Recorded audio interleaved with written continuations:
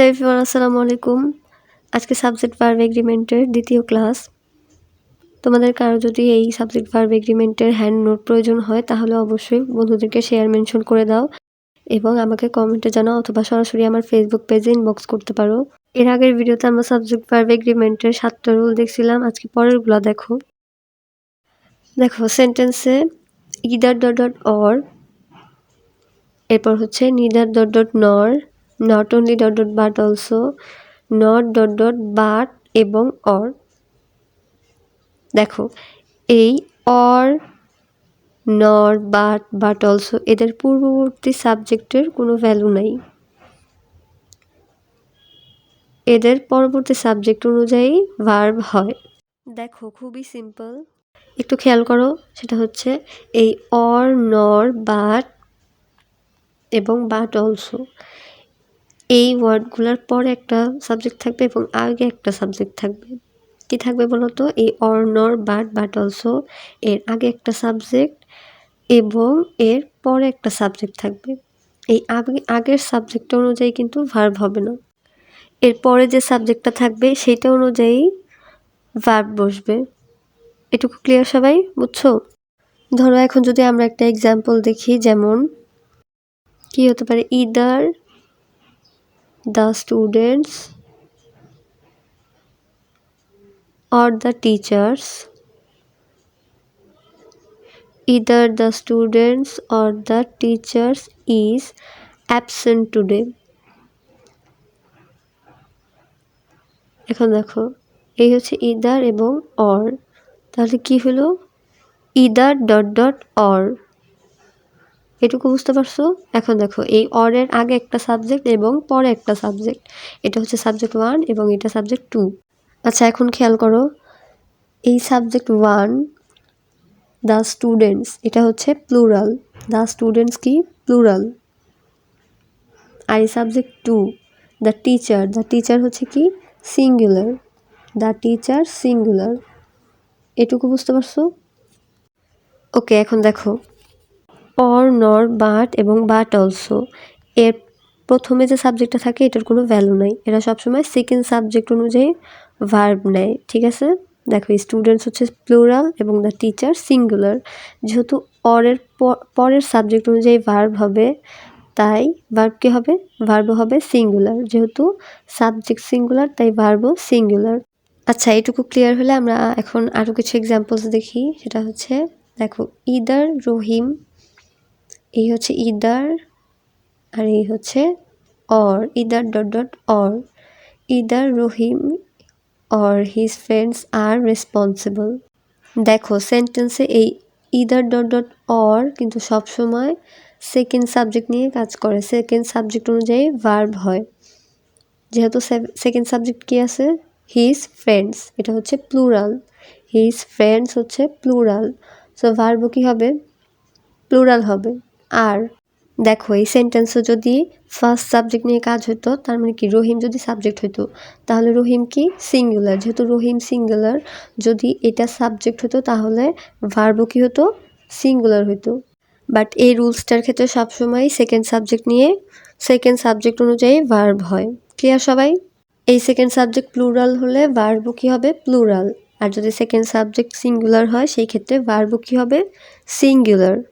আচ্ছা এখন এর পরেরটা দেখো, সেটা হচ্ছে ভার্ব প্লাস আইএনজি অর্থাৎ জিরান্ড, ভার্ব প্লাস আইএনজি অর্থাৎ জিরান্ড বা 2+V1 অর্থাৎ ইনফিনিটিভ।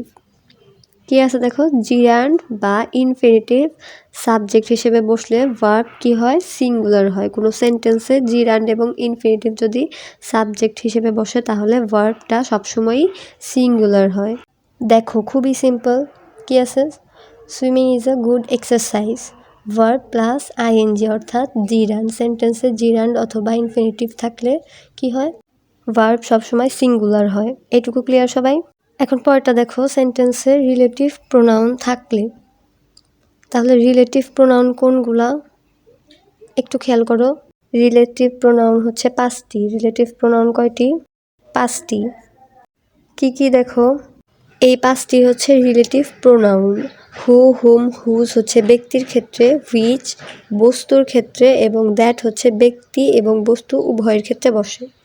কোনো সেন্টেন্সে এই রিলেটিভ প্রোনাউনগুলো থাকলে তার পূর্ববর্তী নাউন অনুযায়ী ভার্ব বা প্রোনাউন বসে, কিন্তু রিলেটিভ প্রোনাউনের পূর্বে যদি প্রিপোজিশনাল ফ্রেজ থাকে তাহলে প্রিপোজিশনের পরের নাউন প্রোনাউন অনুযায়ী ভার্ব হয়। দেখো সেন্টেন্সে কি আছে, মাঝখানে আছে হচ্ছে হু অর্থাৎ রিলেটিভ প্রোনাউন। সেন্টেন্সের রিলেটিভ প্রোনাউনের আগে আছে হচ্ছে স্টুডেন্ট। দেখো দা স্টুডেন্ট হচ্ছে সিঙ্গুলার, সো ভার্বও কি আছে সিঙ্গুলার। দেখো রিলেটিভ প্রোনাউনের আগে এই স্টুডেন্ট যদি প্লুরাল হইতো অর্থাৎ স্টুডেন্টস হইতো তাহলে ভার্ব কি হইতো, ভার্বও হইতো প্লুরাল অর্থাৎ আর। এখন পরের এক্সাম্পলটা দেখো, সেন্টেন্সে আছে হচ্ছে হু। এখন এই হু এর আগে প্রিপোজিশনাল ফ্রেজ আছে। কি আছে, প্রিপোজিশনাল ফ্রেজ। নর্মালি রিলেটিভ প্রোনাউনের আগের নাউন প্রোনাউন অনুযায়ী ভার্ব হয়, কিন্তু যেহেতু এখানে প্রিপোজিশনাল ফ্রেজ আছে তাই এখানে এই প্রিপোজিশনাল ফ্রেজ অনুযায়ী ভার্বটা হবে। দেখো হু এর আগে আছে হচ্ছে গার্লস। এই গার্লস হচ্ছে কি প্লুরাল, যেহেতু এটা প্লুরাল দেখো কিন্তু আমাদের ভার্ব কিন্তু সিঙ্গুলার,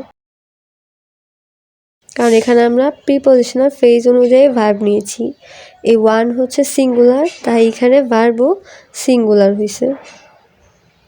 একটু খেয়াল করো, সেন্টেন্সের রিলেটিভ প্রোনাউনের আগে অর্থাৎ সেন্টেন্সের রিলেটিভ প্রোনাউনের পূর্ববর্তী যে নাউনটা থাকবে সেই নাউন প্রোনাউন অনুযায়ী ভার্ব হবে। সেন্টেন্সের রিলেটিভ প্রোনাউনের পূর্ববর্তী যে নাউন প্রোনাউনটি থাকবে সেই নাউন প্রোনাউনটি যদি প্লুরাল হয় তাহলে ভার্বও কি হবে, প্লুরাল হবে। আর রিলেটিভ প্রোনাউনের পূর্ববর্তী নাউন প্রোনাউন যদি সিঙ্গুলার হয় তাহলে ভার্বও কি হবে, সিঙ্গুলার হবে। এইটুকু বুঝতে পারছো?